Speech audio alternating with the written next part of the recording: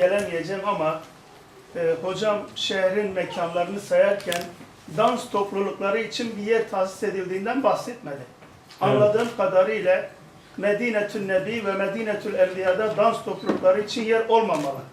Biz Kanuni Sultan Süleyman'ın Fransa'ya dansı yasaklattığını söylüyoruz. Evet. İlimizde Anadolu Ateşi diye bir dans topluluğu gösterisi yapılacak ve bu Nemrud'un ateşini şehrin eminleri tutuşturuyor.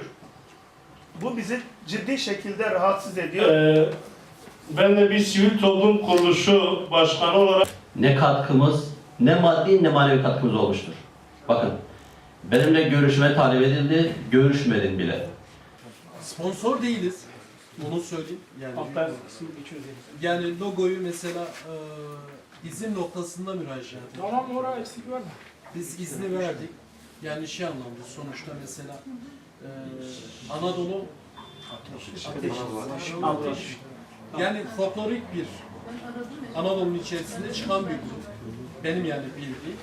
Doğrudur. Folkloriktir. Ama birçok sahnesinde müstece veya halkın manevi değerlerine olan şeyler, turizm anlamında da bir şeyler var. Yani görebilirsiniz. Yani ben şey anlamda söyleyeyim. Şimdi bakın ben ona niçin izin verdim? Bak şey değiliz, sponsor değiliz. Onu bilin. Kesinlikle.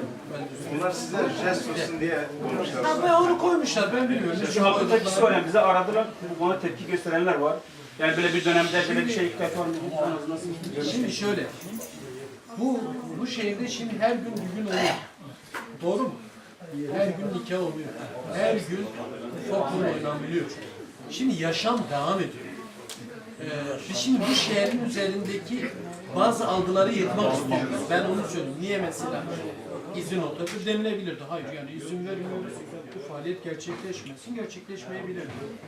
Anlatabiliyor muyum? Gider yani daha özel noktada bir şey yapabiliriz. Biz abi kitap eklemez.